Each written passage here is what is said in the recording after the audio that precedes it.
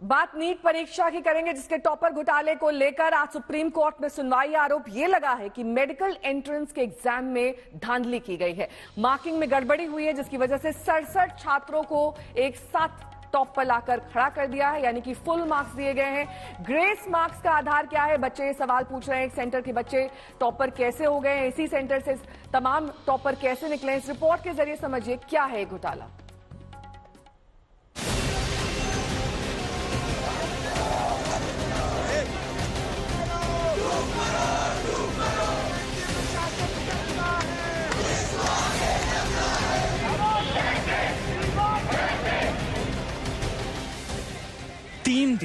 तीन तस्वीरें आपकी स्क्रीन पर हैं। शहर अलग अलग। पहली तस्वीर वाराणसी की है, दूसरी तस्वीर गुजरात के सूरत की और तीसरी तस्वीर दिल्ली की। तीनों जगह मुद्दा एक है, छात्र नीट परीक्षा परिणाम से नाराज हैं, धांधली का आरोप लगा रहे हैं। जो नीट यूजी का एग्जाम इस बार देश भर में हुआ, एनटीए जो हर साल कंडक्ट करती है, उस एग्जाम में बहुत गड़बड़ियां, बहुत भ्रष्टाचार के संदेह हैं। हम सीबीआई की जांच की मांग करते हैं और जब तक सीबीआई की जांच ना हो तब तक इसके आगे की कार्रवाई कुछ भी ना बढ़े। एनटीए अगर हमारी बात नहीं सुनता है तो इस प्रदर्शन को, इस आंदोलन को चरणबद्ध तरीके से हमें जहां तक लड़ना पड़ेगा हम वहां तक लड़ेंगे। एनटीए को लग रहा है कि सिर्फ बच्चे एग्जाम दे रहे हैं, नहीं, उसके मम्मी पापा भाई बहन सारे लोग लगे होते हैं एक साल कि रिजल्ट आएगा और हमारा एडमिशन होगा। जब सही रिजल्ट आया और सही एडमिशन हमको नहीं मिल रहा तो हम कहाँ जाएं, किससे मांगे? एनटीए वाले के बच्चे नहीं है क्या? वजह ये 67 परीक्षार्थियों को जहां 720 में 720 नंबर मिले थे, वहीं इससे भी ज्यादा 1563 परीक्षार्थियों को ग्रेस मार्किंग दी गई थी।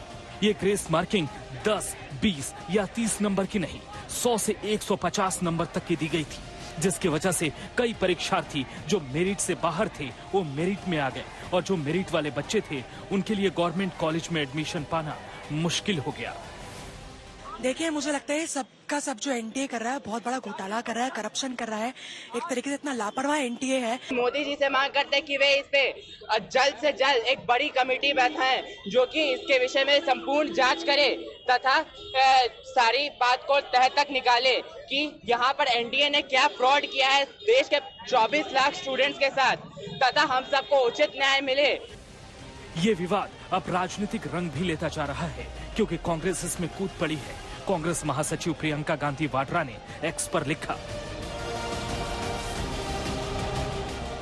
नीट जैसी परीक्षाओं में लाखों बच्चे मेहनत से तैयारी करते हैं और अपनी जिंदगी के सबसे कीमती पल इस तैयारी में लगाते हैं।